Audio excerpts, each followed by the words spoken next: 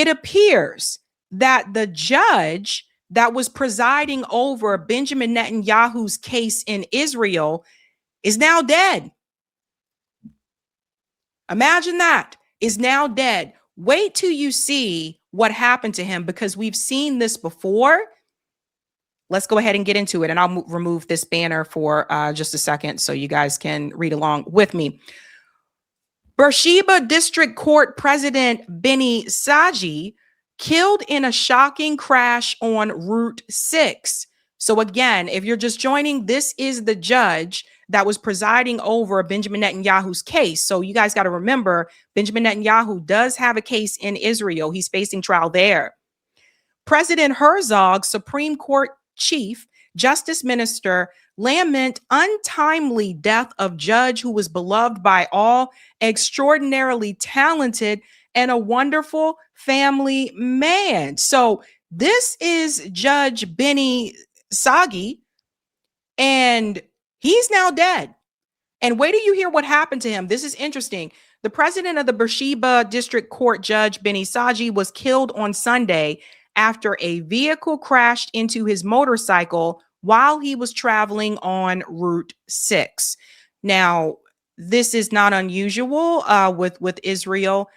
We have seen multiple cases like this before. Some of them I discussed on the show. Remember the 3 Qatari men that were on their way to that event in the Middle East that Donald Trump was headed to as well. Remember, they died in a car crash, so they didn't make it there.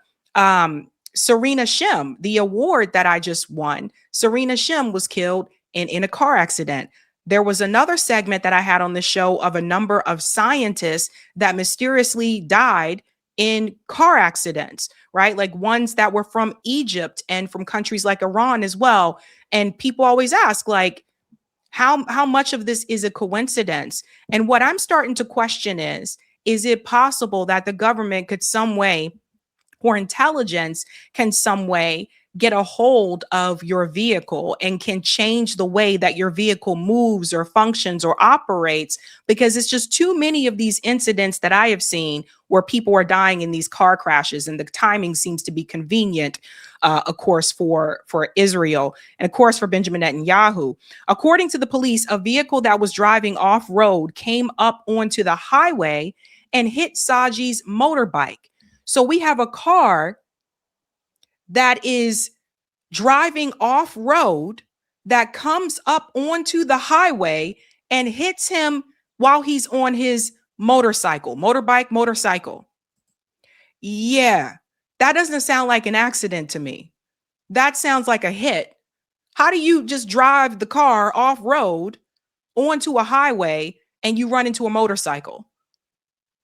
So let's continue on here. Megan David Autumn said medics and paramedics who arrived at the scene described the accident as shocking. They said they found Saji laying on the road with multiple injuries and no vital signs and declared him dead at the scene. Yeah, sounds like a hit. FM said, why was he riding a motorcycle? Apparently that was something that he was really into. Like, he liked motorbikes and all that type of stuff, you know? Myra said it doesn't sound like a oopsie to me. Yeah, it's like I said, there's a history of this happening. Police have opened an investigation into the accident, which took place close to the Kafr Menachem kibbutz east of Ashdod, while police officers from the Malachi station and road accident investigators examining the circumstances of the crash. Saji was appointed acting president of the Beersheba District Court in June 2024 and took up the position of on a permanent basis in April of 2025. That's the accident right there. So as you can see, here's the bike.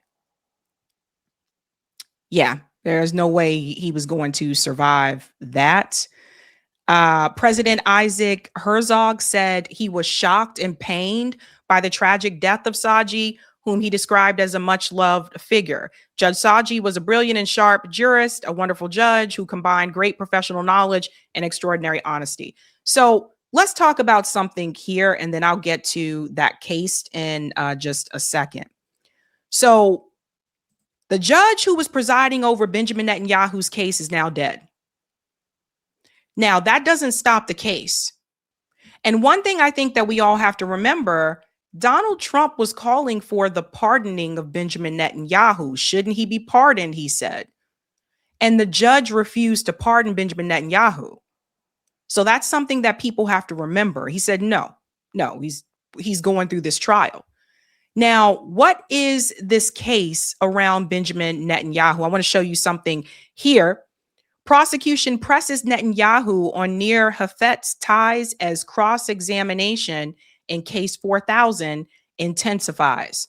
So let's go ahead and get into this here. Again, we've talked about Benjamin Netanyahu with the genocide. We've talked about him with the Greater Israel Plan. But let's not forget, he has a case against him in Israel that involves corruption. So he really has been trying to continue these wars so that he doesn't go to jail.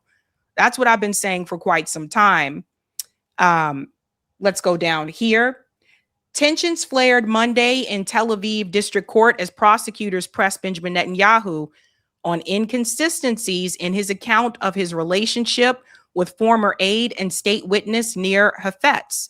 This was during a key phase of cross-examination in case 4000.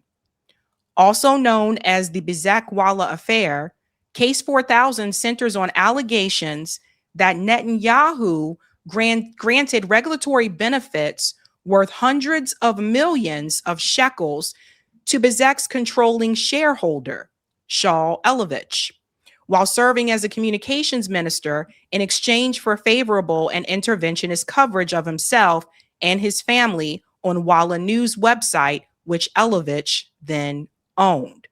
So we're talking about, again, corruption, mismanagement of funds. The prosecution alleges a quid pro quo arrangement amounting to bribery, while Netanyahu denies the existence of any such deal, arguing that regulatory decisions were professional and lawful and that media coverage was neither controlled nor consistently favorable. The trial has been ongoing since 2020.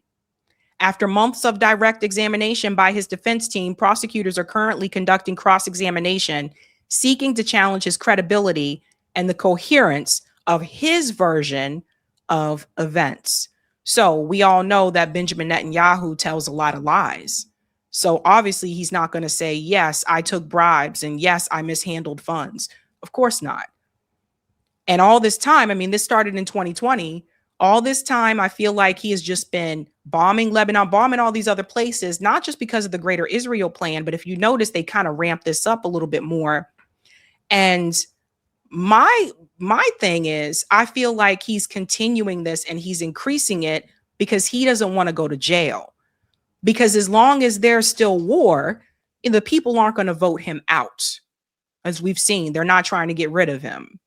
And as other people have pointed out who have been to Israel, a lot of the Israelis are even to the right of Benjamin Netanyahu. So it's not like they're saying, no, we don't want you to bomb people anymore. That's not the case. And now all of a sudden, the judge that was presiding over this case, dead. And where's the person who hit him? Where's the vehicle that ran into his motorbike? Where's that person? What if that person lost control of their vehicle?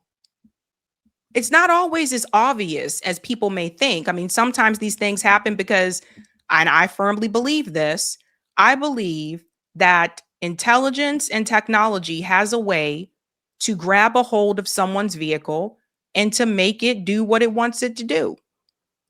And some people may see that and they say, well, that's ridiculous. I'm like, have you paid attention to technology recently? There are whole artificial intelligence videos right now on YouTube where it looks like it's a real person sitting there and it's not. So I wouldn't put it past it, but it's very weird that this guy is now dead. I don't think it's going to stop the case. The trial is going to continue, but it makes me wonder, will they now have someone presiding over that case that may be a little bit more lenient towards Netanyahu? Hey guys, this was a Sabby clip. If you like what you saw, hit that like button and subscribe.